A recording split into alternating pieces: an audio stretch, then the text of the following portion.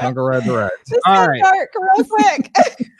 Everybody says that about Space Mountain. Like nobody's ever been hurt. I bet you I could even. I have super long arms. I bet you it's just like a perception thing. I bet you I could put For my hand. sure. I have though touched the top of that. Like when No. you go in that well, tunnel with yeah. the lights, the The light tunnel, yeah, that's not I've that touched the tall, ceiling but like there. Yeah. the I mean, not actual on like purpose, that's what track, I'm dude, about. you could probably touch it. Don't do it. I doubt you could. No, they do that whole like testing thing where they We saw that- that in the Doors Mine Train. Yes, They the did. twin doors. Yeah, the like Yeah. weird Yeah. that was it. circular thing that like reaches out as like arm's length of like the tallest human ever. Yeah. Mm-hmm. Yes, tallest human ever. Yes, I don't know that that's the actual. No, I think it is tallest human ever. Got and it. then you just add 2 inches. Got Tallest it. human ever. Robert And add Wadlow, 2 inches. Ricky. We're Robert making stuff Wadlow up. from Alton. You've seen the Alton Giants, right? Yes, I have. Yeah, I know. My grandpa's friends with that guy. He's from Alton. My grandma met him. Yep, So. Robert Wadlow. Dude was a giant. Have you been to Fast Eddie's? Real quick. Of course I have. Have you seen a shoe in there?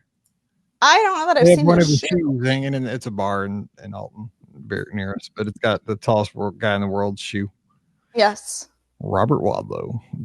He was actually so in Gatlinburg at one of the like Ripley's Believe It or Not, they actually have like a AA kind of figure of that guy, and he'll stand up and kind of like Lincoln does, and you can see how actually tall he was. It was kind of cool actually. So that would be cool. I have LSU. They're gonna kill everybody. Anyway, Brian cried in his dude, that was ugly. sleep. That was ugly. And I was hoping for Georgia because I wanted 2 SEC teams in, but yeah, no, he was like, that was like watching your kid get its butt kicked. So it's like being a Mizzou fan, like every game lately. Anyway, we got a new coach, so we're all good. All right, here we go. Let's see. Let's see. Brian says hi. Hey, Brian. Hey, Brian. 1575. Here we go.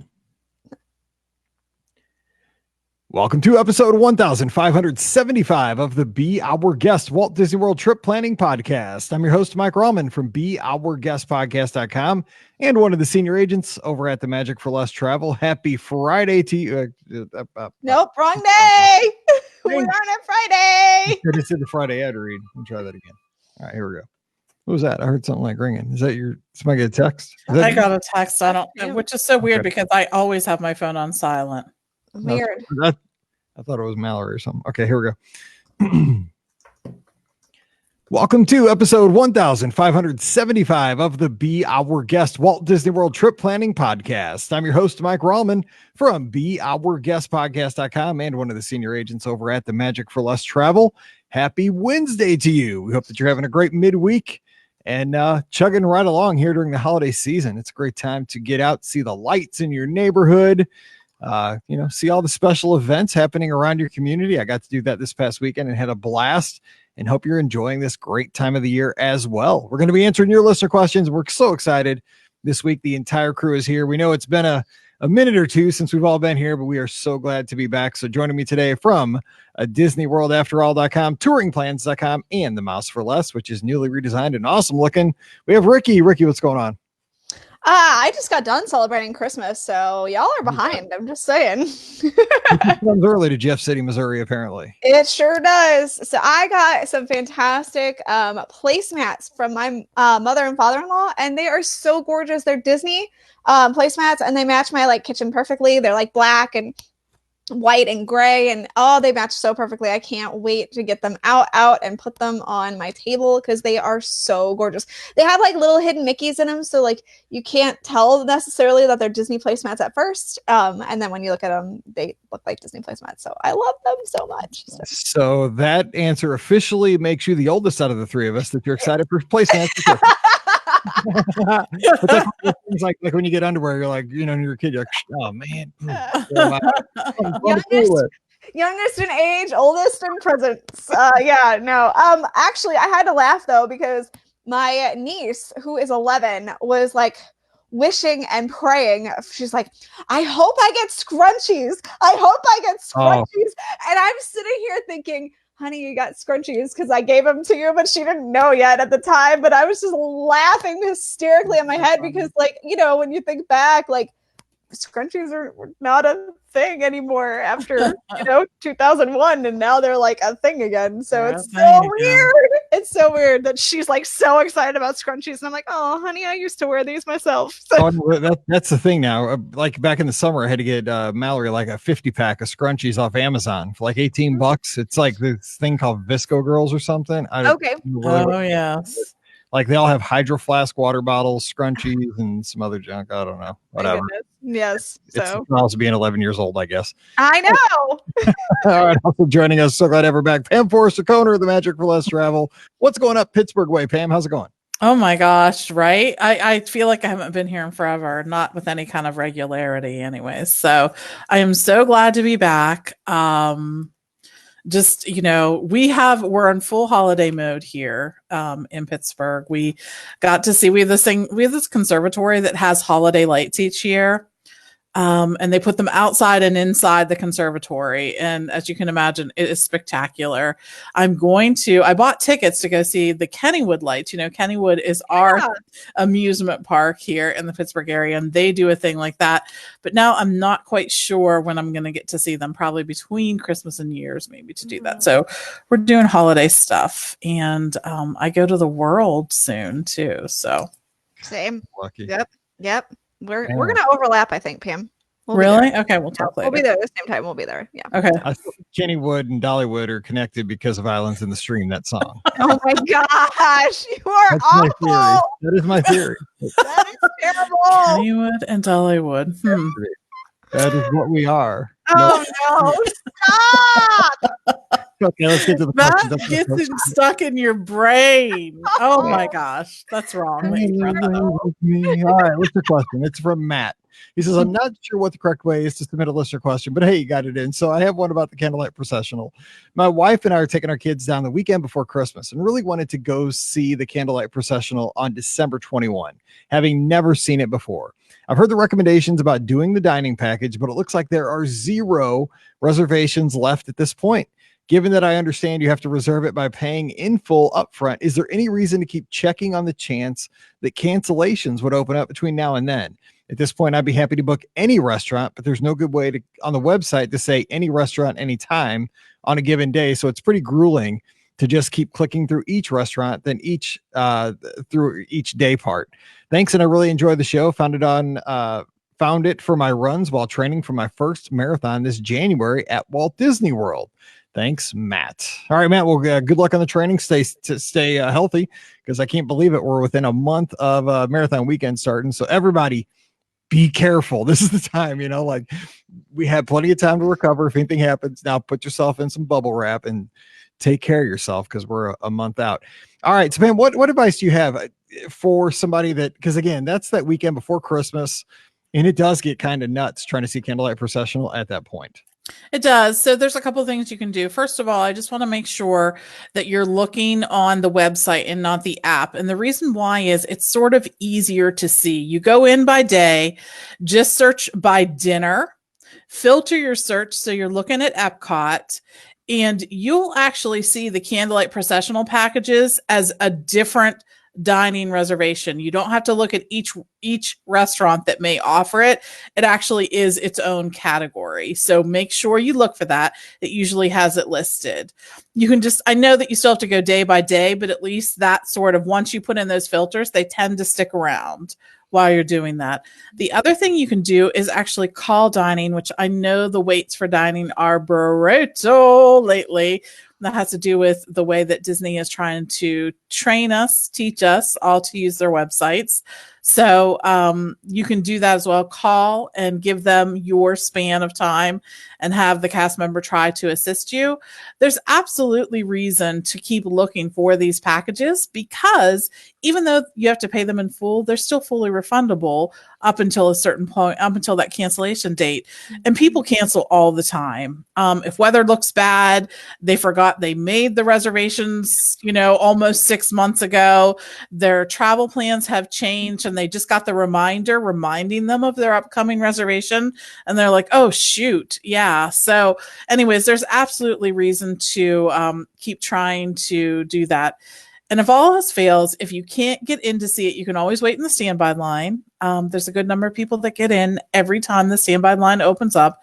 The other thing you can do is kind of hang out there back by American Adventure. I know it's not the ideal location, but you'll be able to hear it very well.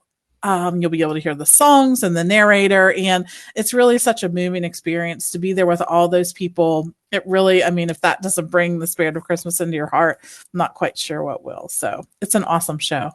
I've seen it 3 times, and 3 times it was from standing back behind the theater in the, basically back by the American Adventure sign, almost across the pathway. And you can still see the majesty of things. Of course, you're not seeing the narrator up close. You're hearing it, you're experiencing it, and it moves you just as much from that far back as it does in row 1 if you're there for the story and music and the pageantry. So that's what I would do in a pinch. Now, there are also, if you go to Candlelight Processional Dining Package, it will take you to a specific website for that. On the right side, you can book your dining right there just for the package. So that's another tip if you're looking for that. But I would say, the standby line, if you're willing to, it's kind of like Rise of Resistance is right now, where if you're willing to get there early and just kill time by waiting in line, you probably get in. But I mean, you're not going to roll in 30 minutes before and get into a show at that point, especially on that weekend before Christmas. Everybody's going to want to do something Christmas related, and that's like one of the best things ever. So, yeah, I would, stand in the back. I mean, last source, and you'll like it. All right, let's get to the next question, and it's from our live chat. I'm trying to find it. Here it is. It's from Ashley. She says, my fiance are going to the world in January, and we're taking his sister. This is going to be her first Disney trip ever. Any ideas on some little things I could do to make it extra magical? All right, some Disney veterans taking somebody else for the first time. Rikki, I know there's got to be a blog article here somewhere that's been written 17 times, right? Oh my gosh, of course. You can definitely search the mouse for less to see about any articles about making trips special.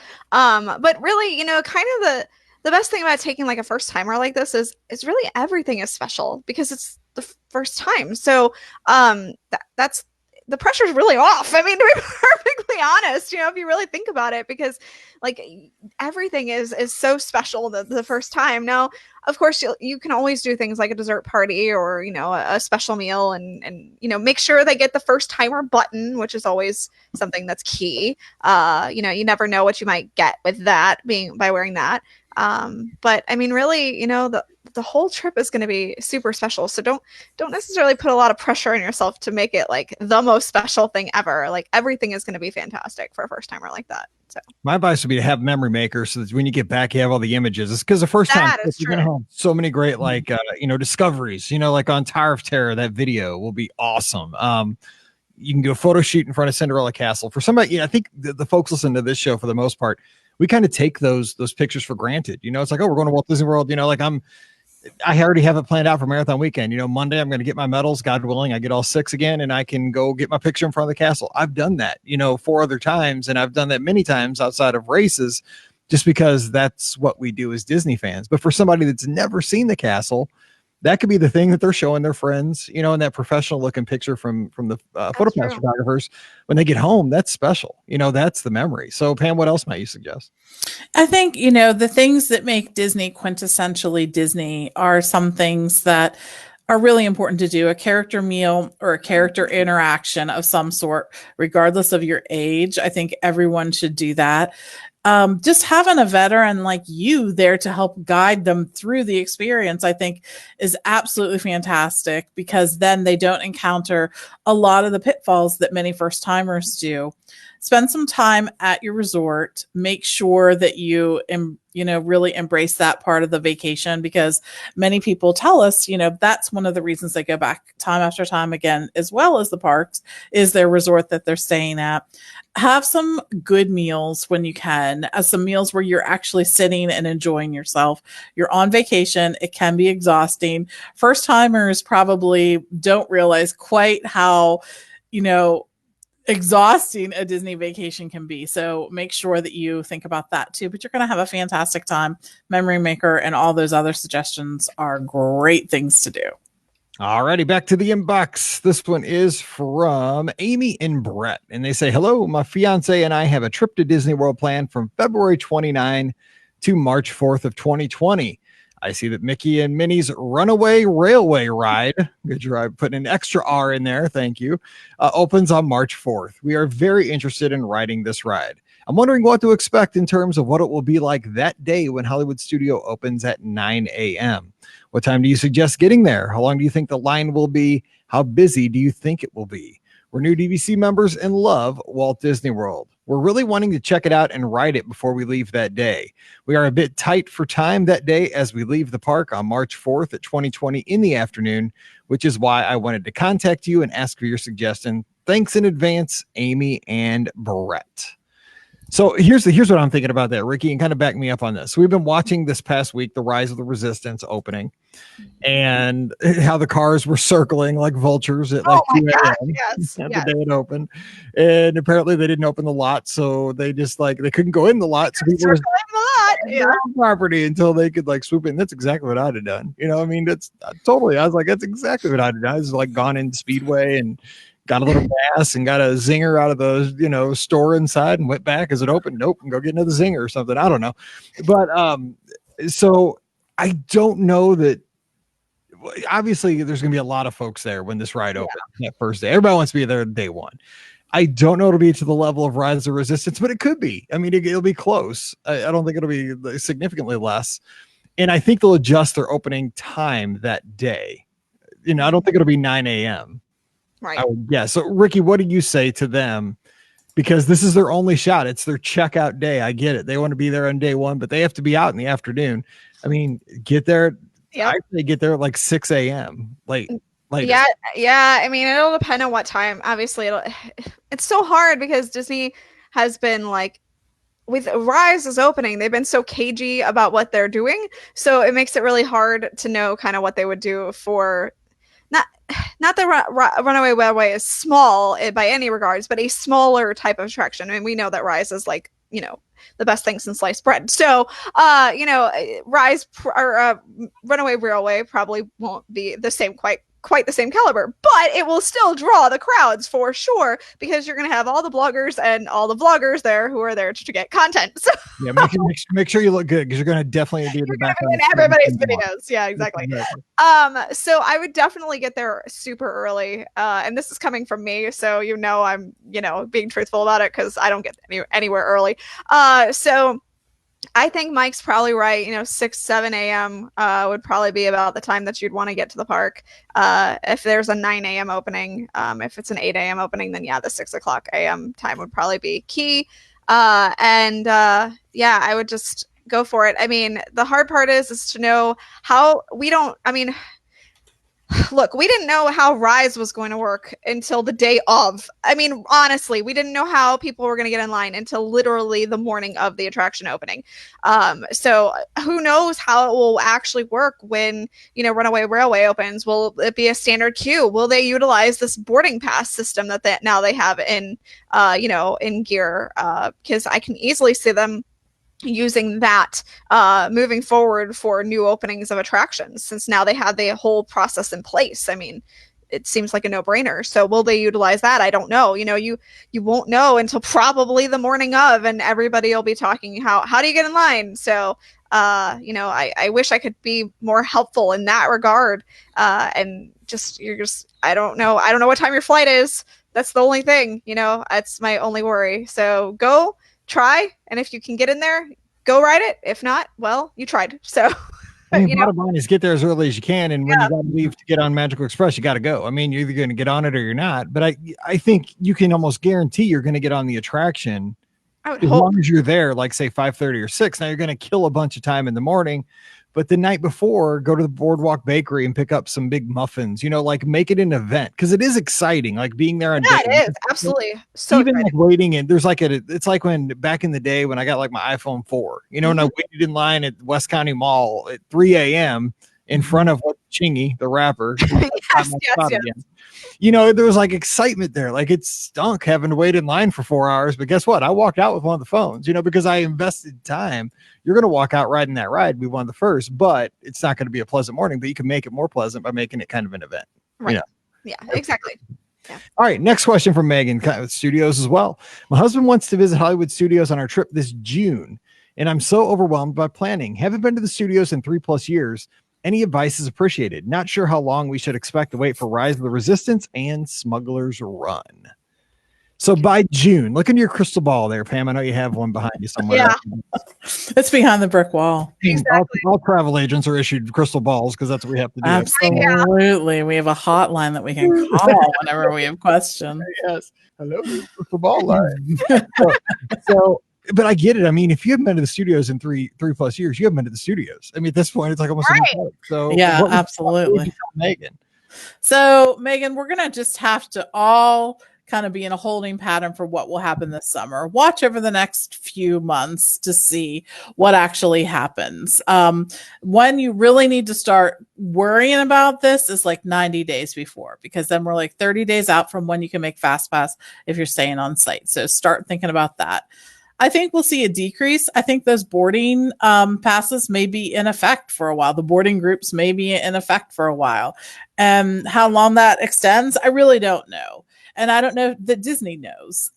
They're trying to deal with a bunch of different things that they can't anticipate. It's not like they can send out RSVPs or save the dates for things like this and say, are you coming?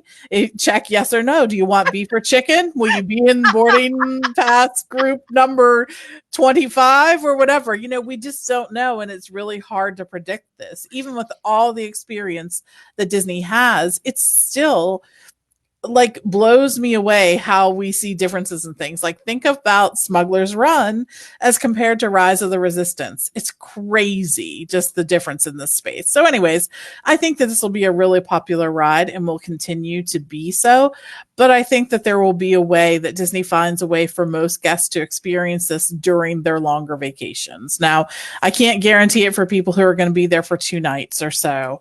But I think once you start getting into the 5-night range or more, I think we'll see some flexibility in that space. If it's even just that there are extra magic hours like they did for Smuggler's Run, and they actually did them for Toy Story too when that opened. So keep an eye on that. I absolutely predict that the park hours will change many times in the spring and in the summer before the dates arrive. I know that's frustrating to guests, but they're really doing that based on the needs of the parks and the needs of the guests who are attending there. So take that into consideration. So the thing that you want to know going into this, though, is you are going to be able to make a Fast Pass for some of the other large attractions at Hollywood Studios. Slinky Dog Dash is still extremely popular. So that's one you're going to plan on making Fast Pass for, especially when you can't make them for anything in Star Wars yet. Now, even if that changes, you'll just have to see. There'll be lots of information out there. 8 million people have a blog and an opinion about this, but what you want to do is just sort of be the conglomerate, right? Take all those opinions in and come up with a plan that really fits the way that you're going to tour.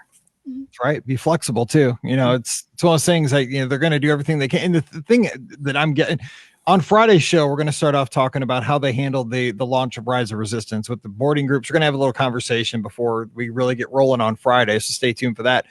But the thing is, the capacity for Rise will probably increase slightly because they're going to get more efficient on loading, and they're getting the ride will be up more as it's, you know, kind of work through the kinks of having, you know, the max load on it constantly. By June, that stuff should be worked out. So the capacity should be slightly higher. So, you know, here's hoping. That's what I say with that. All right. Shout out to listener Rick, who's watching right now from Toledo as he waits for his dessert. Jealous. He says you guys have to try this place out, or at least check out the view for fireworks. Jealous. So Rick is winning. Yes. For sure. Yes.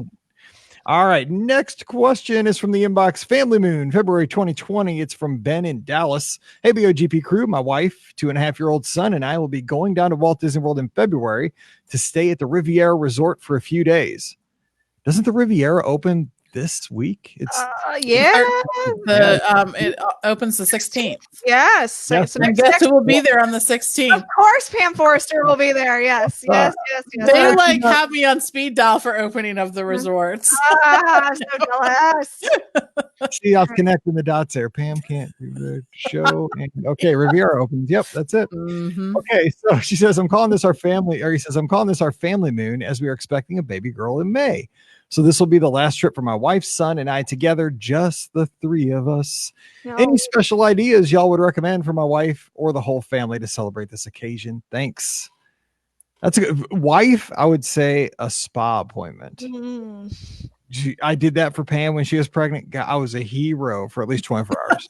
and then I probably said something, that made her mad, and it was all back to normal. See here. So it does buy you some favor, but I like the idea. Maybe something with the son who's 2.5, it's like his last hurrah being the only kid. I don't know, Rikki, what could you do something special for a family moon in February? Oh man, I'm trying to think. I would definitely look at something with the little one, that's tough. Maybe something like oh man, that is tough because I was thinking like character meal, but that seems just so, like not average, but normal. But you know how we were having the conversation about, earlier about the first timer thing, like what's special, so yeah, my gut is telling me like have a really special like character meal for the family. I think that would be really good. That's what I was going to say, and let him pick the character you Yes. want, because once the little girl gets, I'm sorry, buddy, if he's a boy, that little girl, everybody's going to be cooing and hawing over that little baby. So he's got to get a dose of reality, man. This is your last chance picking anything because you're having a baby sister. Right? For sure. Pam, what are you saying? Go ahead, Pam. So, I think definitely we've already said this in this show, but it bears repeating. Memory maker, of course, you're going to want to do. The other thing, if you really want special pictures, you can also do a special photography session, or at least go over and do the one at Disney Springs that is free and included with your memory maker, but you can do a photography session. They're not horrible in price, but you'll just have to see whether that works for you. I think for kids too, one of the things that when you're there, I know when you have little kids, they're constantly asking for something, and you're constantly trying to drag them away from like the huge wall display of toys that are there, right? And explain why, well, we can't get that one. You're trying to do it in a way that doesn't make you sound like, a horrible witch most of the time. But you've answered this question no less than 300 times today already. As I told you before, we're not going to get something else. So maybe you do plan a time where you're, where he can actually go and pick something out that he really wants and kind of make a big deal about it. If he likes Legos, go to the Lego store or go to the World of Disney, although that store is completely overwhelming to me. I don't know how it is for kids. I hated it worse before. Isn't that funny? Yeah. All those different rooms, I swear to God, I thought I was getting lost. I'm like, what room am I in? I got lost in there every time I went in there. I couldn't because I turned around. I feel like I get lost more the way it is now. I don't know. At least now I can see door to door, like almost. Yeah. I can see into I can raise my hands because I'm tall. I'm like, I'm here.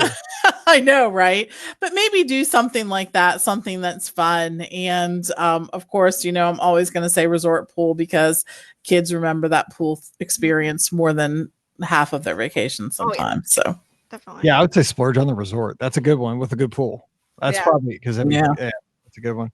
Okay, so we have great conversations going on about Rise and strategies and stuff in the chat. So I appreciate all you guys doing that. I want to send a shout out to listener William. He says, thanks for all you guys do. The show brings a smile to his face, and Amazing Times is currently going through some tough times. So William, hang in there, and we appreciate you being here and sure. for you. Mm-hmm. All right, Mallory has a good question here because this, first of all, I like the name. Of course. It's not my Mallory. It's Mallory Carey, Mallory Rallman. She's looking for a relaxing February trip. February is becoming very popular. I'm going in February. I get to go to a Festival of the Arts, and I'm not. I will be there in February too, probably twice actually. So I'm eating all the good Festival of the Arts food. I know, and it is too. Food. Yes. And I'll get to paint a little. Yes. Yes. Anyway. She says, looking for a relaxing February trip, Animal Kingdom Lodge, Savannah View, or Fort Wilderness Cabin. Oh. It's an either or. I say Animal Kingdom Lodge, Savannah View. And that's what my wife would say because she will not stay in a place that does not have some kind of a restaurant or food court. That's just her rule. I've tried to get her to stay in a cabin. She will not do it. And I want to try it because it's one of the few places I've never stayed and they look awesome. But I get it. Like, it's not your typical resort stay. And what do you say? Relaxing trip? Which one? I absolutely say Animal Kingdom Lodge. In fact, Animal Kingdom Lodge is one of the resorts at Walt Disney World where I could go and not even go into the parks. There are so many things to do there in terms of activities that happen there at the resort. But in addition, I love like the lounge. I love the Victoria Falls Lounge because it kind of overlooks Boma and is right there by Jico too. There's great restaurants like Jico, Boma, Sanaa, which is over at Kidani Village, which is just a short walk from the main building. They have Mara as well as a quick service location. The pool is beautiful. Of course, did we mention there are giraffe and zebras and right outside your door? You can sit on your balcony, have morning coffee out there, evening wine or beer. It's great. It's your own little paradise and it's such a unique experience. And plus the lobby. I just think that the lobby is very much like one of those lobbies at Wilderness Lodge. Everyone talks about the Wilderness Lodge lobby, which is, so beautiful, but this was designed by the same architect. So it has the same kind of feel. You walk in and it is jaw-dropping amazing. So I just think that Animal Kingdom Lodge is one of those resorts, even more than the others, that does a great job of engaging all your senses as you walk in. Smells, the music, just everything. And if you go experience it, I think you'll really enjoy your time there. And when I hear relaxing, when somebody mentions a relaxing Disney vacation, what that has me thinking is more resort time, less theme park time. And if there's one on-site resort that you want to stay more at your resort, it's Animal Kingdom Lodge. Agreed. Yeah, so I would go there. Not there's anything wrong with Fort Wilderness. The cabins it's a total different experience though. It is, but I wouldn't think of it as necessarily. Yeah, I wouldn't think of it as necessarily relaxing. I mean, it is relaxing in its own way, but it's more like you're sort of in the middle of nowhere in terms of getting from place to place, which I think makes it a little challenging at times. Like your Pam says, Mike, like you're going to need to take bus transportation to dine. You'll have to take sometimes a couple of buses to get from this location to that location. Again, it's a really cool experience, but probably not the one I would call relaxing in that space. So. And you got to like karate chop the raccoons right outside your cabin. That's right. Get out of here, raccoon. Right. That'd be awesome. Anyway, all the wilderness creatures. Bambi pops up every now and then. And I had 6 deer chasing me this morning on my run. I love where we live now. Like they were right on the path. Then they started running like parallel to me, and I got a little nervous. I'm like, I don't have a lot. I'm not a hunter, so I don't think they bite. And I know they can definitely catch me because I'm like on mile 42 or mile 40. I'm on lap 42 around the lake. Mile 42. Wow, Mike, you're really getting out there. Were any of them a buck? Yeah, no. There was 2 like adults and like 4 babies. I don't know. Like none of them had horns. Okay, that's what I was gonna say. There were 2 bigger ones and like 4 little babies. So yeah, I don't know. They're getting shit. I was like, I don't think they're coming in. And they veered off and went into the woods. So that's good. Anyway, back to the questions. Sherry's got a question from Dallas. We're popular in Dallas this week. Hey, Mike and crew, we're going to Walt Disney World in early 2020 with another family and have a Disney Junior reservation at 8:00. Last time we went, we used the ADR to get in early to sign up for Jedi training, but now our goal is to get over to Toy Story Land. We're wondering if we should cancel and just get to the park early and in line to get over to Toy Story. What are your thoughts? Thanks, Sherry. So Rikki, what would you do? It sounds like they have a ADR. I guess that'd be for Hollywood and Vine. Maybe I'm guessing. Yeah. What was Disney it? Junior? Disney Junior. Yeah, that's Hollywood. They have a reservation at 8. And they're trying to get in early to get to Toy Story Land. So is it worth having that ADR to get to Toy Story Land, or should they just get there early and just go for it without the ADR? I say just go for it without the ADR. but that's just me. I guess it'll depend on what time the park actually opens up when they're going. I mean, we've clearly seen how Disney's been changing park hours and things like that. So they may want to just keep an eye on park hours as well. And if the park hours change for like an 8 o'clock opening, then maybe, I would definitely cancel my ADR. If it continues to be a 9 o'clock opening, I mean, you could go to Hollywood and Vine, but I probably would still probably just head back to Toy Story Land and do it, and then maybe I do like Hollywood and Vine after. I don't know. I mean, either way, you're going to be fine. I mean, it just depends how bad you want to eat at Hollywood and Vine. I mean, it's a fun meal and it's a good meal. Actually, it's a pretty good breakfast. I've had it sometimes, but I think you're going to be fine getting to Toy Story because you got to realize like at least probably 60% of the crowd's going back to Galaxy's Edge. Well, this is true now at this point. I mean, you got, it was just Toy Story Land was the mob. Now everybody's going the other way.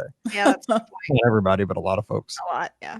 All right, last question of the day is from my friend Pete, who is down in Australia, down under. He says, "Hey, Mike, Rikki, and Pam, my fiance and me are heading to Orlando for a honeymoon in February. We're not staying on site. Sorry, Mike. However, we'll be at the Wyndham Bonnet Creek for about 3 weeks, spending, I know, well, they're coming from Australia. Oh, well, that's true. That's true. Mostly spending time at Walt Disney World and a couple of days doing other things. Since we're planning on 3 weeks and wanted access to the parks whenever we wanted, we decided to invest in an annual pass and unfettered access and hopefully some discounts to make it worthwhile. We also booked a Christmas time 2020 trip to seal the deal. Thanks to Mike." Thank you, Peter. I appreciate it. Anyway, some questions. Number one, what's the easiest way to get around if not driving? Mostly thinking about using Uber, Lyft, etc. to get around. Would it be expensive to consider this? I'm not entirely sure how close to Wyndham Bonnet Creek is to the parks. I also thought I read somewhere that AP holders can use the Disney transportation once on site. Is that true? All right, so he has 2 more questions. So Rikki, talk to him about getting around. I mean, because you're talking about 3 weeks, and they don't want to drive. I get that. Most people don't want to drive on vacation. And I've stayed at that Wyndham Bonnet Creek, actually. So I know that hotel very, very well. That hotel is literally right next door to Disney Springs. So you can walk to Disney Springs from that resort. It's fantastic. It's a great, easy walk. So if you're looking to go to Disney Springs ever, I mean, bam, you're going to be right there. Also, the Wyndham Bonnet Creek does charge for parking. That's why I would say getting a rental car may not be the best option anyway, because you're going to end up paying a little bit for parking anyway. So that's at least 1 Uber ride. For 3 weeks, you could probably buy a Ford Focus for that cost. Well, yeah, exactly. So I would definitely consider Uber as your mode of transportation. And then, once you're like, if you want to park hop or head to the resorts or things like that, I mean, you're free to use Disney transportation to take you to any of those locations. And then you can Uber back to the hotel. So. Yep, I would definitely use it because my mom says Bonnet Creek is not the one next door. Never mind. Sorry, Bonnet Creek's the one that's on. It's near Caribbean Beach. Oh, right that's there near right. It's part of the Bonnet Creek Resorts. I get those two confused because they're both very similar. Yeah, never mind. There is a Wyndham at Disney Springs. There is. That's the one I've stayed at. Yes, It's the one you see that's kind of like it's opposite of that intersection of yes, got it. Okay, like opposite, like diagonally across. There's a few things like in that Bonnet Creek area. There is a Hilton Bonnet Creek, and there's some vacation properties there and things like that. So I think you're really looking at Uber in that space, and what you're going to want to do is Uber from point to point instead of using Disney Springs as sort of your go-between, because you'll be able to go right to it. I think that probably will end up being less expensive even than renting a car when you consider the parking charge and other things. So I think that the Uber is going to be your place. I can guarantee that Wyndham will also have a parking charge. Oh yeah, for sure. And not only that anything that's off-site, although most of them say that they have transportation, it's not like Disney transportation. It just isn't. No. It's going to be on a more strict schedule. Oftentimes they don't drop you off at all for parks. And it's the kind of thing that when they say their last bus is at 10 o'clock, if you miss your last bus, then you're out of luck. Like there's not one, they're not coming to pick you up again. So it's not like they'll tell you to call the Shoe Leather Express, as my dad used to tell me. Yes, 100%. So anyways, just keep those things in mind. Sorry for mixing up the two Wyndhams, by the way. My bad. Whoopsies. I'm triggered. Pete's triggered me. I'm thinking back to Summit with cheerleading from last. Oh my gosh. I'm triggered. No, but I mean, your Uber Lyft ride's gonna be about $10 a pop. They're not gonna be terribly expensive, but I mean, it's gonna add up over 3 weeks. But it's probably your best option. All right, it might be cheaper than a rental car parking. Just buy a car and leave it like the people do the strollers at Walmart. That's an option. You got to pay to park it though. It's a problem. If you didn't have to pay to park, not a big deal. Anyways, number 2, since our total travel time to Orlando is about 20 plus hours, the first full day will be a bit of a write-off, though we're thinking about headed to Disney Springs on the first full day for a few hours to hang out, etc. My question is there somewhere in Disney Springs that we can pick up our APs? And bonus question, are there any stores in the area we can pick up a couple of SIM cards for our phones? Well, you can take care of the APs at Disney Springs. I've actually upgraded my Magic Your Way tickets to APs at Disney Springs before on New Year's Day because it was a nut house at the parks. So you can do that. There's actually a ticket store at Disney Springs now that specializes in that. So you could do that. SIM cards for the phones. That's again, I think another Uber ride to your provider or to like a Walmart or something like that, right? Is that what you're thinking, Pam? They have them at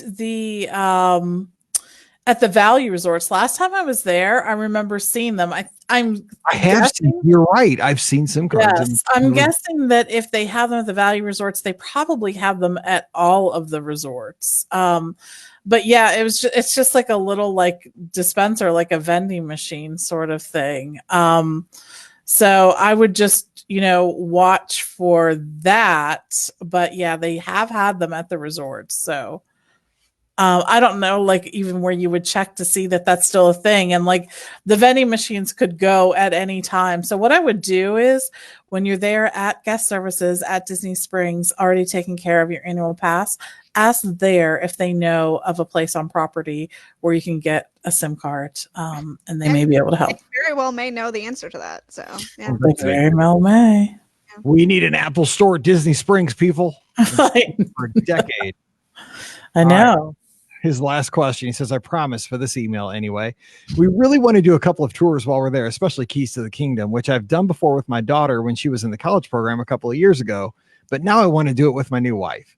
Since there's an AP discount, but we won't actually have our APs until arrival, do you think there's any risk of the tours selling out if we don't book until we have our annual passes? Thanks for all you guys do. It's great listening to you guys every week down here, 9,341 miles from the Magic. Cheers, Pete. All right. So they're going in again, February of 2020. What would your strategy be for booking Keys to the Kingdom, Pam? It really depends if you're trying to do it over that President's Day weekend, which is the third weekend in February, and also that following week and is going to be Princess Half Marathon, which is going to bring in the crowds. If you're looking at any time like towards the end of February, I would say book it now, because there's going to be a lot of people there at that point. I agree. If you've ordered your APs and you have the voucher, you can still do it with the voucher. They'll still give you the discount.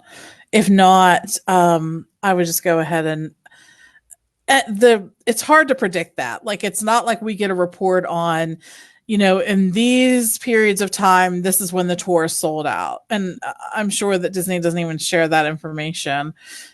And I would just say, if it was something that I really wanted to do, I would book it now. Absolutely. All right, well, that's going to do it for today's questions. We appreciate everybody sending those in. Keep sending them in to mike@beourguestpodcast.com, or join us live here on Facebook most Mondays around 5:45 Eastern, and drop your question in right away. Don't forget this Sunday night, you make me happy. This is my favorite thing of the year. We're going to do our Holiday Traditions call-in show, where you can call in starting at 7 o'clock Eastern. We're going to do it at 7 o'clock Eastern, 6 o'clock Central, and drop in your holiday tradition. Just call in with it. What do? Does grandma have a certain crazy thing she does on Christmas Eve, or do you do a certain thing on Christmas morning? Like, besides for watching the Walt Disney World Christmas special, whatever it is, what do you do? It doesn't have to be Disney related, but it can be. but it's going to be one of those shows where we can put it out in time that everybody can take this with them on their way to grandma's or grandpa's, or, you know, when you're going to 4 different sides of the family, like I've had to do many times. You can play it in the car, family friendly, and just an excited way to get excited for the season and, you know, hear about how people celebrate not only just around the United States, but hopefully around the world. I think it's kind of neat to hear, you know, a lot of the things we do are similar, like my stocking, which if you're watching live here on Facebook, I've had folks tell me they have stockings very similar, which I got that on my first birthday. So that sucker is vintage, but it's cool hearing that. Like that stuff's fun. So this Sunday night, 7:00 Eastern, 6:00 Central, join us on the Facebook page and give us a call. And we're going to be recording that show for about an hour or so and talking about our family traditions that we have, or tell your favorite story, whatever. This is just a fun one. So share that with us and we'll have a good time this Sunday night on Facebook. Don't forget, today's show is brought to you by the folks over at virtualmickey.com, home of great iPhone apps like Theme Park News, Disney Edition. Rikki, tons of news this week. What are you going to throw on us this time? Well, just in case, because I don't know what we're going to talk about on Friday, I'm going to throw out the fact that there is a brand new It color for I saw that. Yeah, it's a lot, isn't it? Yeah. Yes. So Gone is, you know, rose gold, Arendelle aqua, bye-bye. We have a brand iridescent Idina Menzel or something. Yeah, iridescent Idina Menzel. Yes, that's it. That was exactly the name of it. No, now we have, drum roll. Yeah, something Bell Bronze, right? Bell of the Ball Bronze, because we have to have a huge name for it. Yeah, that's fine. Anyway, I love this color though. I'm not usually swayed by these things, but I'm like, oh man, I kind of am into this. So all right, so but by the time you get there next week, like that stuff will be 2 steps old. I don't follow those trends anyways. I wear what I want to wear. That's the beauty of being my age. There you go. Follow the trend. You just pick the ones that you really enjoy. That's what I'm getting you placemats for Christmas. Be ready. Too funny. Yep, you can be excited about your placemats. Anyways, just like me. So you can get them at Walt Disney World. They have things like a Minnie Mouse ear headband, a baseball hat. So they have stuff for guys, Mike. That's smart. Yeah, there you go. Bring everybody in. They have a Walt Disney World Spirit jersey. At Walt Disney World, you can get them at the Emporium, Once Upon a Time, Mouse Gear, World of Disney, and Disney Style in Disney Springs, and then the Discovery Trading Company at Animal Kingdom. And the cat says hello. Bell the ball. Your cat's got a bell the ball color there. He thinks he's a bell the ball, definitely. So. All right. Also, you check out all this news. It's great to read as you're having your breakfast every morning. Theme Park News, Disney Edition over at virtualmickey.com. Free iOS app. Check it out today. Don't forget to follow us on social media. We're on Instagram and Twitter at BRGuestMike and at BRGuestPod. And of course, Facebook.com/BRGuestPodcast, where again, we'll be live with holiday traditions this Sunday night, 7:00 Eastern. Join us over there. All right, we're going to be back in on Friday, getting you ready for the weekend and having a good time talking Walt Disney World stuff. We're going to talk Rise for sure, at least part of the show. We got to talk about that. So until then, for Pam and Rikki, I'm Mike. Wish you a great Wednesday, but it's time to head back to work, and we'll see you real soon. Let me save that one. That was crazy. I'm wheezing. All right, Mom, you haven't been home, and I need you to pay attention to me right now, is basically what this is saying. Yeah. But is it a he or she? Oh, it's a he. Is that Snap? No, it's not Snape. It's Opie. He said, "Yo quiero Taco Bell." He's a cat. He's not a dog. I gotta get that out. You gave that to me like last year. I gotta find him when I moved on the where I put him. Yes, I did give you that. Taco Bell with the stocking cap or the hat. I did give you that. Yes. Yo quiero Taco Bell. Okay, and I do. So what are we talking about? Oh no. I didn't want to talk about Rise and the queuing system and all that, but at the top. But off of the topic. We can talk news. I mean, will it be old news by Friday? Probably it'll be something that has totally changed by Friday. It's fine. We can talk about. I mean, we definitely have stuff, so it's not like we don't. So, whatever you guys want to do. People like the show. I got a lot of good feedback from last Friday's show about why big and small attractions matter. That was kind of fun. Trying trying to think. I had something this morning I was thinking about on my run. I'm trying to think what it was. Well, I'm going to talk about it kind of because again, like we talked about before we start recording, was like, I think the heat Disney's getting, they're not getting a lot of heat, but some heat over like the attraction going down and stuff like that and the low capacity. Like they need to do stuff like this. I'm glad they are. I mean, they're Disney. Things aren't going to be perfect. I mean, come on, people. I'll talk about that. Try to think.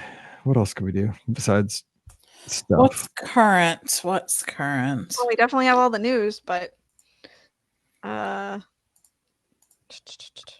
about like a packing, kind of like what to pack for your holiday vacation to make it more merry?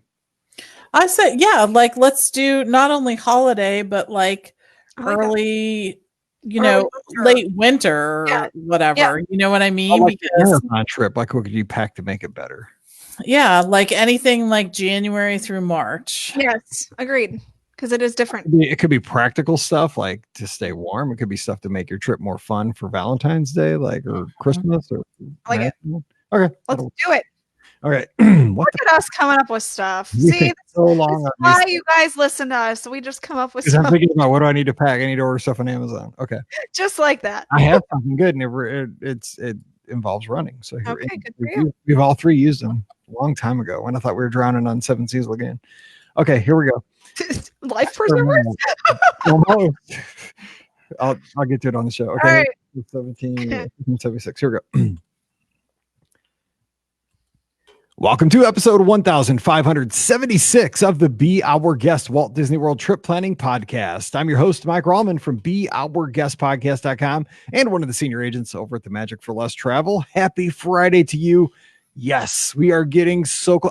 I know we have tons of teachers in our listening audience, and God love you. You are in the roughest stretch. Well, one of the roughest stretches of the year. If you're a first-year teacher, you'll make it. You'll come within an inch of your life at some point this school year, but you're going to make it. The veteran teachers will let you know. But man, just keep hanging on there. Christmas is going to be here soon. You get that break. Everybody else who's in the retail industry, hold on, people. We're almost there. We'll get through this. We appreciate you taking us with you wherever you go. If you're marathon training, long miles right about this time of the year, this is really, it's supposed to be the happiest time of the year. And I'm making it sound like everybody's just trying to not. What are you doing? Just survive. You've got this. It'll all be worth it on December 24th when everything slows down for about 48 hours and then it gets hectic again. So hang in there and take us with you. Hopefully you're having a great start to your weekend. We're going to have some fun Disney talk here to get you going. Joining me today from a DisneyWorldAfterAll.com, touringplans.com, and the Mouse for Less, we have Rikki. Merry Christmas, Rikki. What's going on? Oh my gosh, this weekend is going to be just a marathon weekend. Like I'm going to be running. Weekend for a second. I thought it was January. Half of our audience like a hard attack. I'm sorry. I'm going to be running from here to there and dressed in my holiday finest because I have lots of ugly sweaters and they're all coming out this weekend. So I'm ready to go with my holiday sweaters. Lots of holiday parties, lots of just stuff to do this weekend. So this is like crunch weekend for me. Yeah. So I got it. You know, I'm all about trying to help people, right? Yes. I love helping people. It's like, and I love that Pam gives me the opportunity to help people plan vacations. It's very cool because I've been getting tons of emails back from guests that just got back with like pictures. So, as a travel agent, there's nothing better than seeing a family that you worked with for like 6 months. And you see the entire family. Like I sent there was a family that went from Idaho, like extended family. They all went down together, got to see the pictures of them. That's so cool. Like they went from Idaho to Walt Disney World. They're all in their Christmas attire. Amazing. So it's just, when you see that kind of stuff, it's great. But what was I saying? Oh, I want to help people real quick. You're going to holiday parties, right? You said? Yes. Okay. I'd never been in a Costco until this past. Yeah. Okay. Wait. I saw something on CNET. I'll share mine. Okay. Oh, no, okay. But I saw something on CNET on Twitter, and they showed this thing of cookies. Yes. It was like 70 cookies, and it had like all my favorites. Got it. Chocolate chips, sugar cookies, like little white powdery ones. It had M&M chocolate chips. I was like, oh man. And it was only $17.99. So I was like, who do I know? I don't have a Costco membership. I've never been to Costco. We have a Costco bias though. So I was like, bam. Like, how do we get into a Costco? So it happens to be Mallory's friend was coming over to spend the night, and her family goes to Costco like every couple weeks to like stock up. And so we asked her if she'd go get them for us. She's like, "Oh, I just use my card. You guys can." I'm like, "Yeah, not only do I get the cookies, I get to go in and see what it looks like because everyone talks about it." So we go in there, and I'm like, "Dude, this place is like Disney. I could have got a MacBook Air for like $7.99. I almost bought a laptop that day because it was so cool." So anyway, I'm going in there. I didn't know this place closed at like 7:30 at night, like on Saturday night. Like they're turning the lights out on us, and I'm like in this aisle with, like pallets of ketchup. Like I didn't like, ever need ketchup. I bought 70 cans of Coke Zero. They came in like 35 can like pallets. Yes. I bought that, and it's like enough shampoo that I won't need it until at least 2023. But anyway, I'm just to get to the point. You got to buy this cookie package. I mean, 70 cookies, and they taste just like they're homemade. See, So you can take them out of a little tray, throw them in like a tin or in like a Tupperware thing, bring them to a party, and people are gonna think you baked them. here's my problem. I am going to a party this weekend, and at one of the parties, I have to bring a treat, right? So You're done. $17.99. well, here's the problem. It's for my old boss, and he knows how good my cookies are. So he has actually already requested that I bring my cookies to the party. I'm gonna let you in on a little secret, guys. My cookies are not fancy. My cookies are very, very basic. You want to know how basic they are? I go to the store. I buy the break apart cookies. I put them in the oven. Done. Everybody loves my cookies when I do that. So like I just go and bake a bunch of cookies, and then I'll go back to work and I'll be like, surprise, I brought you guys cookies. Well, I am so beloved at work because of it. The whole thing started because, like we always bake cookies, right? And it's Christmas season. I'm ready for some cookies. We got to wait till Paige gets back from Mizzou, and she's a grad assistant with the basketball team. So she doesn't get to come home until like the 22nd. I'm like, Paige, these aren't going to be Christmas cookies this year. They'll be New Year's cookies because I won't get to have any. Like this, I should be eating these while watching my movies. So there's your stopgap measure. So anyway, let's get too long on that story. Pam Flores, the color of the magic celestial. I'm sure you do it right, and you don't run to Costco to get your cookies. But am I supposed to rescue this from that Costco thing? No, I will tell you, I am a fan of the tray of Costco cookies. First of all, those sugar cookies, they have kind of an orange flavoring or something. Lemon or orange, something like that. I love them. They're so fantastic. I mean, really and truly.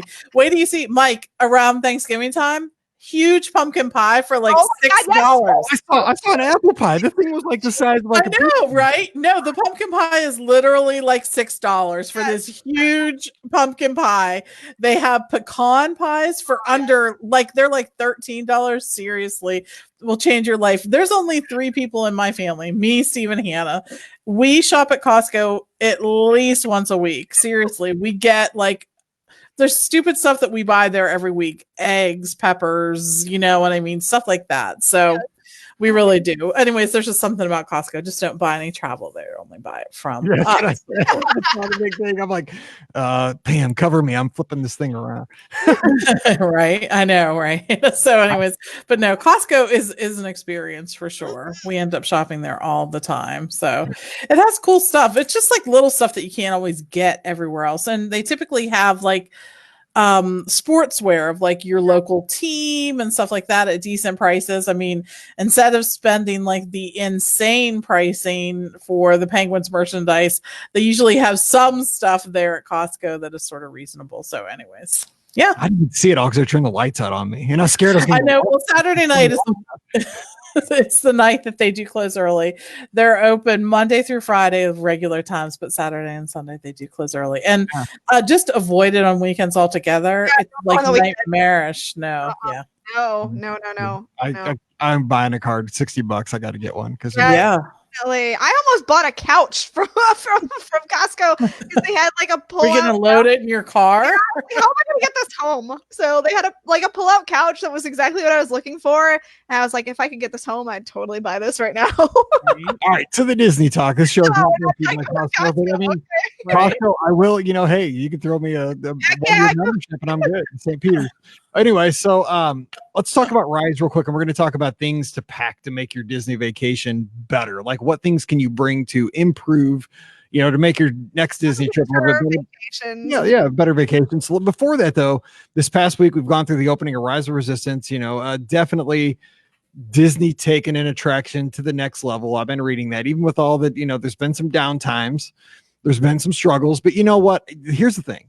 I know some people get negative because things aren't perfect, but Disney, in my opinion, this is just me, but I'm glad that they're trying something so difficult, so groundbreaking that it's not perfect, because the thing is they'll learn from it, they'll fix it, they'll get it going eventually to where the capacity increases and it's up, the efficiency of the uptime is increased. And, if it's something that on day one that was perfect, maybe they're not pushing the envelope hard enough. I mean, that's how I've seen this first week of Rise. So Pam, you've been through a lot of these openings. It's cutting edge. When something's cutting edge, you're going to run into some issues that maybe you didn't see because it's never been done before. That's how I see it right now. What do you think? I agree. It's cutting edge and it's popular.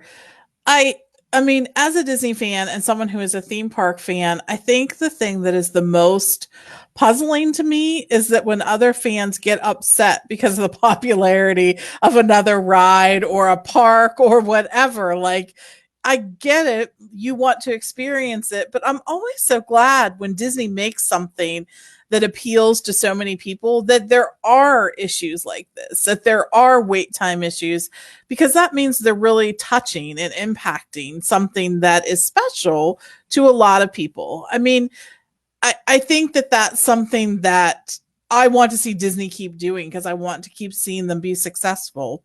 What appeals to me may not appeal to everyone else in any kind of whatever. I mean, let's face it, the Tiki Birds is one of my favorite attractions. And I realize that I don't share that with everybody. They're not going to make 8 other Tiki Bird like attractions. They're just not going to do that. Because sometimes when I go in there, I think I'm one of the like 10 or 15 people that are enjoying themselves. Right, exactly. Yeah. Exactly. I realize that. Now, I very much enjoy some of the things that they've been doing. I love Flight of Passage, and that continues to see popular and longer wait times. I love Slinky Dog Dash. I mean, there are things that I like that appeal to other people, but I want to see Disney keep being successful because I think they're one of the best out there doing something that I can't get somewhere else. So if they're making an attraction that causes people to, first of all, get up early in the morning, hello, that's something that a lot of people don't want to do, and drag their bums over to Disney's Hollywood Studios at 5 something in the morning for the possibility of getting on an attraction, then I'm happy to see it because I know that they're touching something that is going to impact a lot of people. So let's talk about that, getting up early, because what they've what they've had to do is go to the boarding groups, which we thought might happen with Smuggler's Run, which for the most part did not happen. Of course, no fast pass available for traditional 60-day, 30-day fast pass available for, and no real standby queue either, because for Rise or for Smuggler's Run. So it's the thing is, Disney's been training us with the way fast passes work, 60 days, 30 days, depending on your situation, for the past 7-8 years, so we have a good grasp of that, especially our audience.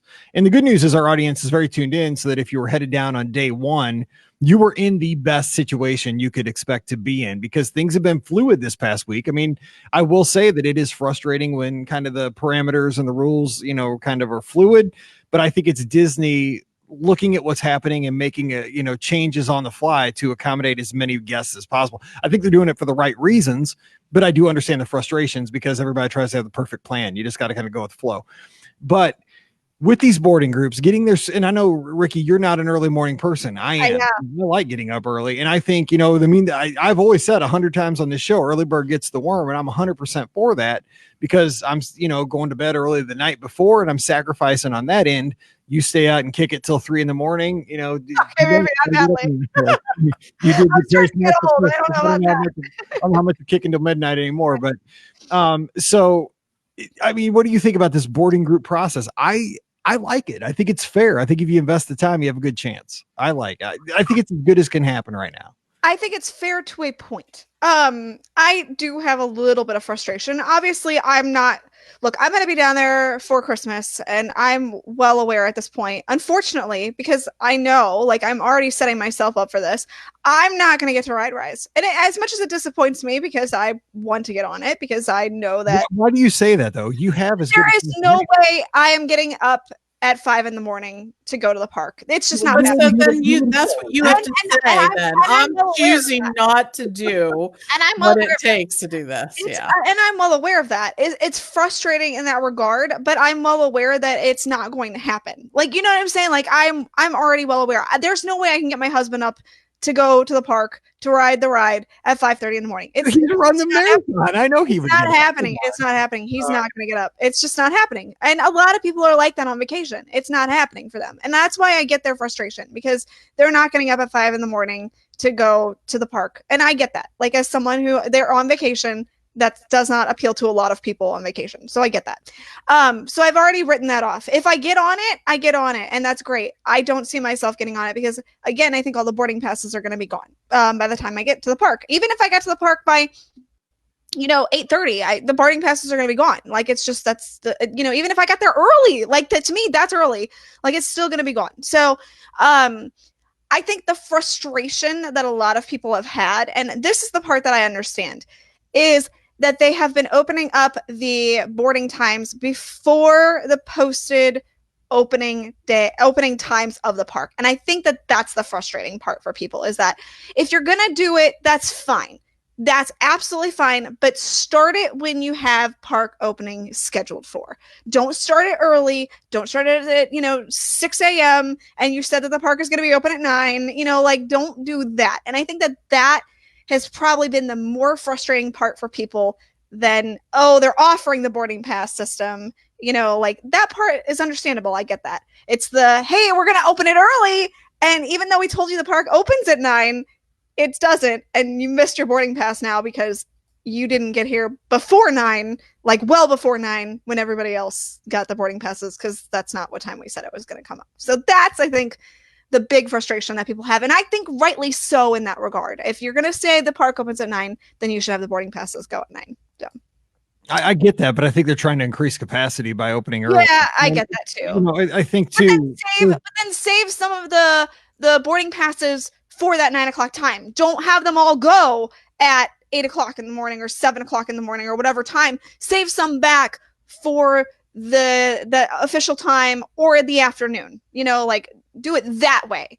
Then instead of, because they do that with fast passes. I mean, we'll see how they'll have, fast passes open up for, flight of passage at, in the middle of the afternoon. You're like, hey, I got one, because that's happened to me before.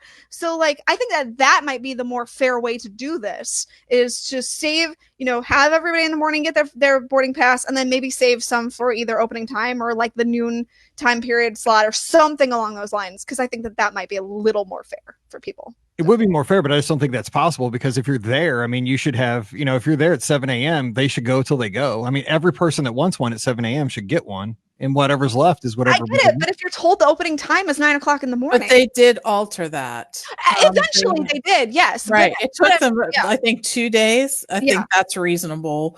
2 days to respond to that. And they had to open the first day because, from what I've heard, the sheriffs were seeing an issue with the cars being out onto what, would be the highways and would cause more problems. So then they were kind of in the situation where they were forced to do that. But I mean, I think for them to respond within 2 days and to inform the on-site guests that they were going to have earlier, opening times, and therefore that would change that I don't think that's a bad deal.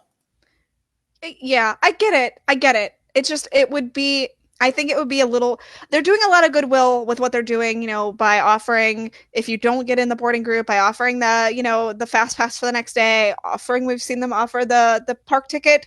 I think that that's a lot of goodwill, but I think that it would just help a tiny bit. I'm just saying, I get where you guys are coming from. It's just, as someone who is someone who doesn't, as someone who doesn't follow if you're looking at the regular park guest who doesn't follow all this hoopla, you are going to be disappointed. And I get it. I understand I get both sides of things is kind of where I'm coming from. So if you saved a little bit back for the people who don't follow everything, who don't aren't on Twitter, aren't on Facebook, aren't on all the message groups, and just save a little bit back for them, I think that would be a little bit of goodwill. But no, when I go to bed tonight, I'm going to say a prayer that I have all your people there when I'm there, over marathon weekend, that everybody sleeps until 9. They'll make my life easier. I get it. Yeah. Well, yeah. And if you're staying on site, you're getting the notice in your room too. Yeah. So I am thinking too, they've done a really good job in using the app to sort of push information out. And I'm assuming that happens as well. When guests are actually there on site, I think because the past, I don't know, maybe the past 2 or 3 months, whenever we've walked into the park, probably more like 6, there are messages that pop up that kind of guide us with different things, and they depend on what they're trying to communicate to guests at that point. But I think that they're probably doing something like that too. Mm-hmm. Yeah. So Pam, how do you feel? Because I kind of like this, you roll in early. And even, I've seen many times where I've thought, hey, I'm going to be in the first 100 people, and I roll in and I can't even see the front of the line, because I just kind of misestimated what's happening, underestimated. And I roll in at say, 7:30, and I get a boarding pass for, 6 p.m. I still like that, because what that does is it gives me a couple of options. One, I can stay in the park, do other things, but the thing is, if I get a 6 p.m., I know it's kind of frustrating if it's 7:30 in the morning and you're not going to get to experience it till that evening or that, late afternoon. But the thing is, I can now go back to my hotel. If I want to go back to bed, I can do that. If I want to go to another park, I can do that. If I want to go over to, Trattoria Al Forno and have a character dinner, character breakfast, whatever, I can do that. It is basically a fast pass with a virtual queue.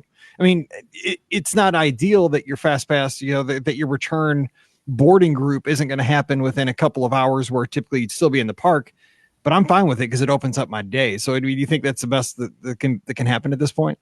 Yeah, I kind of do, because here's why. It doesn't mean that you have to alter your fast passes at all for these days.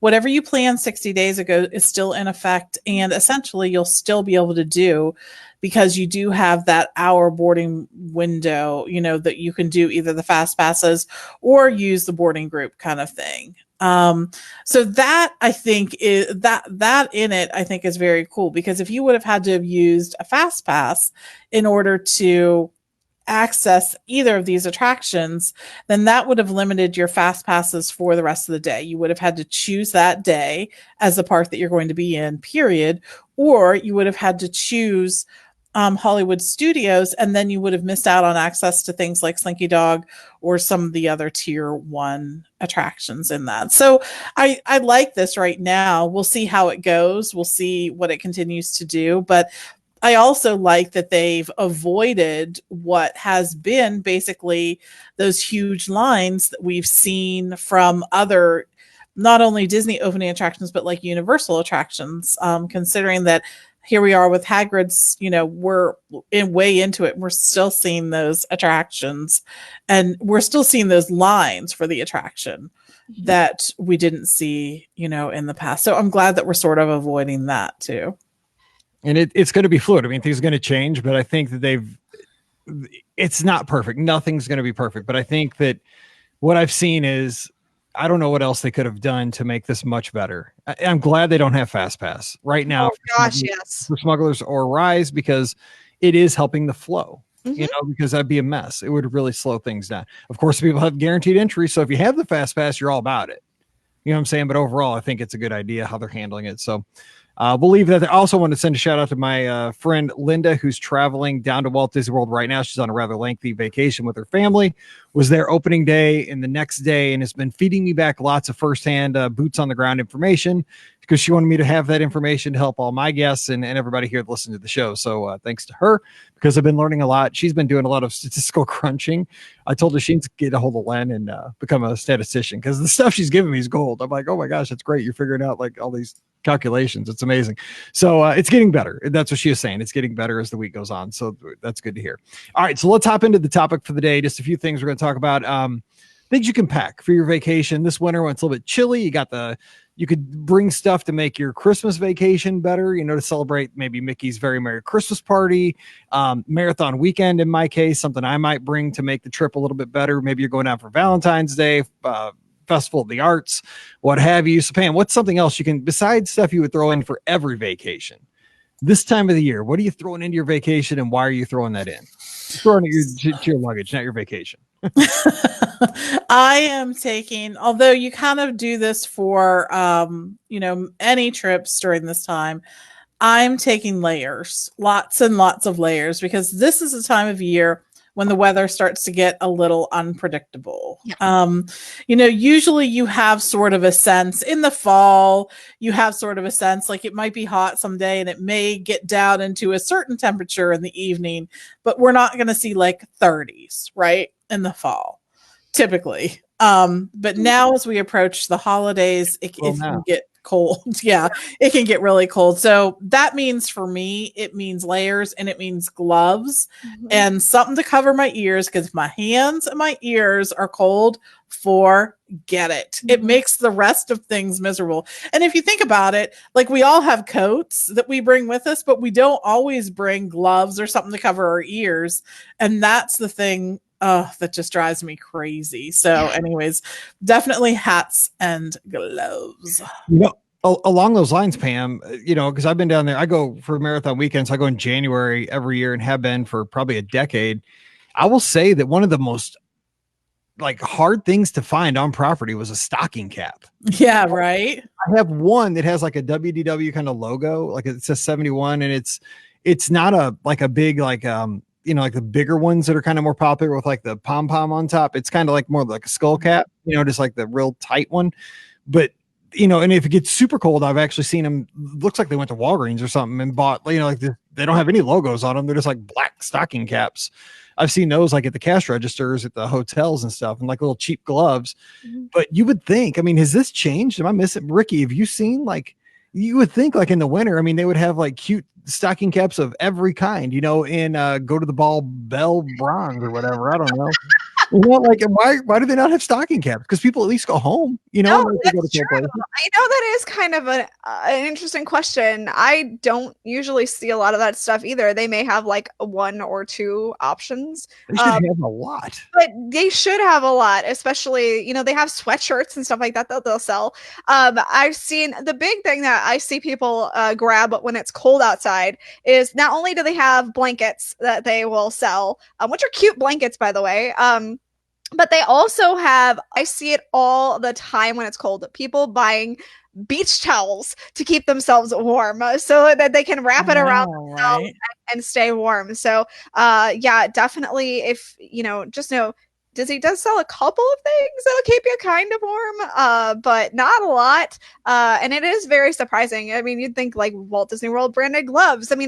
You'd think that they'd have more than what they offer. I think I've seen a few things occasionally, but it's definitely not a lot. And in the winter months, those things are totally necessary. I'm going home a lot of people to where it's cold. And also, it's become more trendy. I'd say like in the last decade, especially like to wear a stocking cap. You know what I'm saying? People wear that just like as a fashion statement.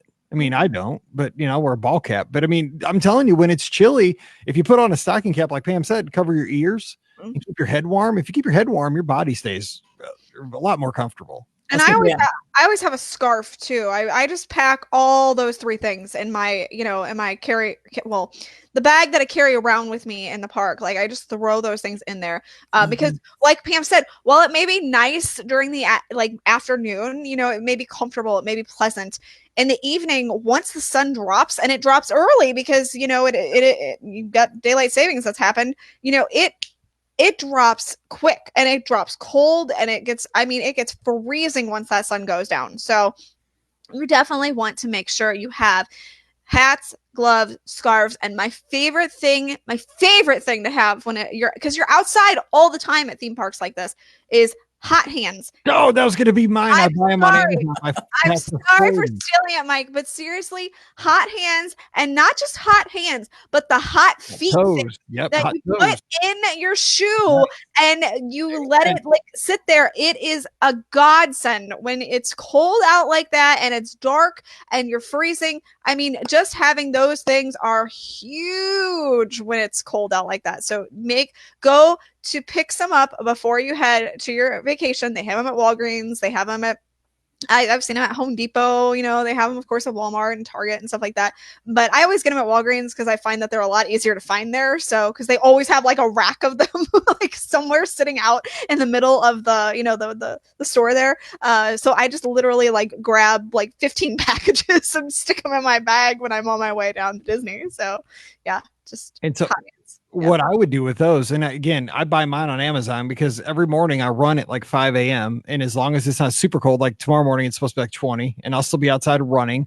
And so I put them inside my gloves and they keep my hands plenty warm. I have the toes ones. I just get like in the teens to bust out the toes ones for me for running because they're not perfect for running, but they're fine for walking. But I buy them on Amazon. You can get like a 40 pack for like $25. And I'll tell you what, let me tell you about this, why to bring them to Disney. You want to make friends? Oh my gosh, yes. Bring more than you need for you and your family. If you want to make friends, somebody's waiting for a parade back here, man. You want some hot hands? They'll be sending you Christmas cards for the rest of your life. Seriously, yes. I'm telling you, man. And that was the thing I was talking about when we were on that. Remember, we were on that fireworks cruise? Yes. Okay, yes. Seven Seas Lagoon. They had to have been 10 years ago. Oh, it was. It was the first House Fest. Yeah, it was not. Wasn't yes. it? Oh my gosh, I forgot about that. And the guy turned too quickly or something, and the water came up and. But if you had handed out hot hands, I think, Rikki, you'd hand them out and look, we're still friends. I know. Who'd have thought? You totally stole mine. But yeah, buy them on Amazon. Also, they sell them at like Bass Pro Shops and Cabela's if you have them. And Costco. Oh, Costco. There you go. Well, I saw them at Costco. You're right. This whole Costco thing. It's crazy. Who knew? All right. So the next thing I'm going to say for marathon weekend, if you're going down for a race, Marathon Princess or something like that, you know you're going to be getting a lot of pictures because you're going to have your medals. And, you know, you're probably going to wear either like your race shirt or say, like I wear my lizard shirt or I'll wear something. But here's the thing. I mark, especially for folks that do the races year after year, I'll either bring a hat or like a shirt that has something to do with that year. So one year when Alabama was playing in the national championship, I think against Clemson because of Mike Bankhead, I wore my Bama stuff for all my, my Monday after the races pictures, because that reminds me, oh, that's the year the Bama was playing Clemson. So say, this year the St. Louis Blues had won the Stanley Cup. So I could wear like my Blues cap with my medal pictures, and that's something to mark that year. So it's not hard to toss something, a t-shirt or a hat into your luggage to kind of mark that season, that year, that time for your pictures. Cause it's something to, because I mean, like when I go back through my pictures, otherwise, like, oh yeah, there's me at the medal. There's me at the medal. I can't tell what year it was. I don't know what's going on there. It's just I ran another dumb race. It just Mike being dumb. So that's it. So I think it's kind of fun to just wear something like time, and you can do that for any vacation. If your team won the World Series or what have you, bring some gear from home. All right, Pam, one more thing. What else could you pack? So something else that I'm going to pack when I go on vacation is extras of all of my, I like to bring extras of everything I can in terms of electronic stuff. And I know that that's okay. That's something that you need to do all year long, but especially in the winter, I feel like I go through the power on my devices more often. Is it because it's cold? I don't know why. It's cold. My AirPods drain way faster on a cold morning than like a 50-degree morning. Yeah. Okay. So that's what it is. I'm always like extra batteries, things like that. I just want to have them with me. We tend to tour in the winter.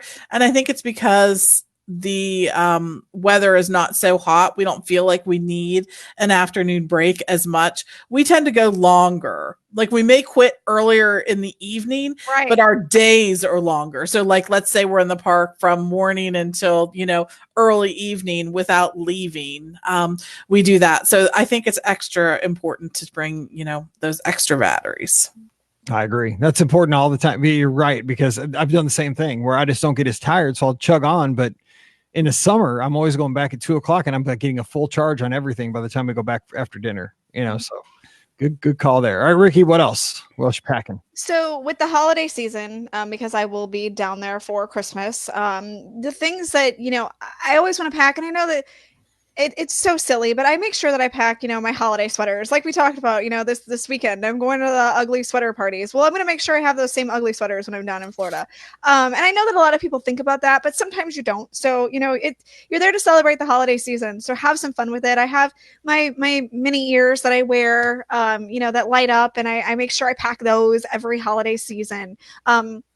I'll make sure that I have the light up, sweater that I bought. Or this year, I don't want to share it because you guys are going to see pictures of it this weekend because I'm for sure going to post on Instagram. But I have the most adorable outfit that I'm going to wear when I'm down in Florida for Christmas. But I'm going to wear it this weekend because this is like an ugly sweater party, like kind of thing. So it's like this cute outfit that I'm totally wearing for Christmas. And it's just never would I wear this at any other point in life, but Christmas time. So like you have those kind of things. The other thing I want to think about is, the Festival of the Arts is coming up. And it is obviously a winter time, event. And so the one thing that I will say is just because it's winter, and the one thing I experienced was I was there on a day when it was just a torrential, cold, downpour, rainy day. I'd rather have snow than cold rain. Yes, exactly. And we've been there for marathon weekends when it's been that cold, sleety, rainy day all day. And those really are kind of the worst days to be at Disney. I mean, a day in Disney is never a bad day. Yeah, well, you never warm back up. Exactly. You never warm back up. So on those cold days, make sure you're not thinking about it because you're thinking about it in the summer, those afternoon rains, they always say that they're, oh, it's going to rain today, and it rains for a couple minutes and then you're back again. Well, it rains in the winter too, and it rains all day in the winter, it seems like. So make sure on the plains in Spain. Exactly. So make sure if you do go in the winter, you pack an umbrella, or if you really like ponchos, a poncho, but I don't like ponchos. So but at least that way you're staying a little bit dry, and not, soaked, because I feel like a lot of people forget about the fact that it does rain in the winter in Florida. And it's a cold all day rain usually in the winter in Florida. So yeah, at least in my experience. So just make sure you have those kind of things. The rain in Spain falls mainly on the plain. Yeah, well, the rain in Orlando falls cold and hard. It does. It is not in the winter. It's not fun. No, it's miserable. Yeah, because I still remember one day. It was New Year's Eve. This was like when Paige was probably. She must have been because we went this trip with Pam's mom. And so Paige might've been like 9 or so. And we're staying at Pop Century. And I remember we went to Animal Kingdom that day, and it rained and it was cold, but we tried to stick it out. You know what I'm saying? It's like one of those things, like, I was still pretty much like a rookie, like I was not leaving. So we stayed there, and it rained and it was super cold. And I just remember, like, I didn't even get warm. Like, I was under like every blanket at Pop Century. We had the heat on full blast. And I remember because it was New Year's Day, because we had a tradition in Pam's family, which now is in our family. I don't know if this is anybody else does it. You have to eat black-eyed peas on New Year's Day. That's a thing. Like, good luck. Okay, so we brought a can of black-eyed peas with us, and we took them down to the food court and like microwaved them. Oh my God. Ate them back in the room. And so I just remember that day still. That's over 10 years ago. And I still, like, I'm shivering thinking about it. I gotta turn the fireplace on. I'm so cold. I know. It's really like, it's those days that are the testing days when you're in Walt Disney World. Honestly, seriously, like, that is, if you can, don't go to the park that day. Do something around the resort. Honestly, you will be so thankful that you did, because it is seriously so cold. But if you do have to go out into the parks, just make sure that you are prepared, and maybe you might want to pack an extra pair of clothes for that day, like just to throw on in the bathroom or something, like just to try to warm and thaw out a tiny bit. I still remember, like, when I had my meltdown, we were in line for Dinosaur, and the line was so long, we were back like where the ferns are, like, we weren't even in the building. Yes. We were like back, like we were going through like the ferns. And yes. Like, so dumb. I'm so cold. I might die. I might die of hypothermia. One other thing to think about, like on those cold days like that, long underwear. Not a joke. Seriously, pack, like Pam was saying, like the layers thing, just like leggings or tights or whatever, long underwear. Put that stuff on before you go out because it will save you. You will be so much warmer with that stuff on. I promise you. Yeah. Marathon weekend, I always wear my running tights under my jeans, like when I'm going to books at night. Exactly. Yes. Yes. They're comfortable. Yeah. Okay. So last thing, real quick. If you're going down during the holiday season, I would go and get like, especially if you're taking a family, I would go and get like the Santa hats and things like that, maybe at home, like at Target. Yes. Probably get them for like $3, $4, $5. And I know the ones at Disney are cute, especially the ones that have like the Santa hat with the ears and stuff. Those are cute, but I mean, that's a splurge. And if you've got 3 kids, I would just get that stuff before you go. And you can wear it on the airplane. You can wear it, as you arrive and that kind of stuff. Go ahead, Rikki. One last thing about buying like stuff like that ahead of time. Target actually had Minnie Mouse ears that were holiday themed. And so that might be an option too. And they're cheaper, a lot cheaper than what you can get in the parks, like by $20 cheaper. So that might be an option. I know Claire's also at the mall usually has some sort of Minnie Mouse ears too that are, on like a lot cheaper. I don't know if they have holiday ones right now, but I for sure saw the ones at Target that are holiday ears. So that might be something that you want to look at too. They also had the unicorn ones. So if you need a unicorn themed ear, you can get those too at Target. You can totally get your belly button pierced while you're at the mall at Claire's. I mean, you could. Have a hole in you when you go for your vacation. I don't know that you would want to. Although that's where I got my ears pierced, was Claire's. So. That's it. You gotta sit in the window and just act like a man. Be tough. I don't know. I've never had a piercing in my life because I'm not getting any extra holes in me. I'm just a wimp. So anyway, Pam, the look on Pam's face is like, where did this conversation just go? This is the Claire's and Costco show. CNC Music Factory. All right, well, that's going to do it. So drop by the Facebook group. What other things can you pack during this time of the year to make your vacation a little better? Something you might not think about outside of the obvious other times of the year. So hopefully you enjoyed today's show. Today's show has been brought to you by the folks over at the Magic for Less Travel. Like we said at the top of the episode, still plenty of time to put a vacation, make it an epic holiday season. Put a Disney vacation under the tree. You don't have to go down during Christmas. You could go spring break. You could go this summer. And think about it. You could open like a Mickey plush. You could open a travel guide. You could do a scavenger hunt around the house and have the kids discover, hey, we're going to Walt Disney World in June as soon as school gets out. And the thing is, like the vacation, when you get something, a typical like toy or gift under the tree, by New Year's, you've forgotten about it. You know what? You play with it for a while and, you may use it, you may not. If you're going on a trip in June and you give it during the holiday season, you have 6 months to talk about that trip, plan that trip, get excited for that trip. And it's a piece. And really, I hate to shop and it's really easy. So I'm just telling you, it's really, really easy. You know what you're doing. So drop by the magicforless.com, fill out that free no obligation quote. We can still do that here before the holiday season. So let them know you heard about it here on the show and plan that great vacation. Think about that at Christmas. Like you're the commercial, you're the Disney commercial all of a sudden. Like, oh my God, we're going to Walt Disney World. It's going crazy. So yeah, I'm just telling you, you can be a hero. So do it this year. Also, don't forget, as you do that online shopping, Amazon affiliate link, beourguestpodcast.com/Amazon. So if you want to buy those hot hands, hot toes, yes, all that stuff that you're going to buy anyway, please use our link. It really does help support the show. So again, beourguestpodcast.com/Amazon. Don't forget this Sunday night, 48 hours from now or so, we're doing the Holiday Traditions call-in show. So think about what you do that's special in your family. What's a tradition? What's something that you love about the holiday season? Give us a call. We're going to be recording those, having a great fun conversation, get some milk and cookies as we record and listen and watch on Facebook. And we'll just have a great old time getting ready for the season. And we'll put that out so everybody can take that with you on your travels over the Christmas holiday. So again, give us a call on the holiday show this Sunday night, 7:00 Eastern, 6:00 Central, and we'll be taking your calls live on Facebook. All right, give us a follow on social media, Instagram and Twitter at BeOurGuestPod and at BeOurGuestMike, and of course, Facebook.com/BeOurGuestPodcast. All right, time to get out of here. Until we get together again on Sunday night, for Pam and Rikki, I'm Mike. Wishing you a great Friday. Whatever you do this weekend, stay safe, and we'll see you real soon. Let me save this. Okay, real quick, Rikki. Pam and I were talking because she's leaving Friday. Yeah. Friday. We got to record the exchange show before Friday. Okay. That's fine. The only day I'm not available is Wednesday. I can't do Wednesday either. I can't either. So okay. Do you want to do it tomorrow real quick? Can we do it tomorrow I gotta take Mallory to cheer. Hang on. I gotta take her to cheer at 5 my time. At 4:30 my time. Okay. And I'll get back until like 6:30. Your time. So That'll be 7:30 7:30. our time. But I'm free after that. I'm fine after. I'm That fine. show's not very long. It's like 20 minutes. Like we don't have to do that one like a normal length. Yeah, no. And No. it'll be out on Christmas Day, so. Yeah, because we're gonna put that one on Christmas Day because that's a Wednesday, and we'll do the questions for the Friday. We'll Okay. flip flop them. All right. So 7:30 tomorrow. Yeah, I think that I can do that.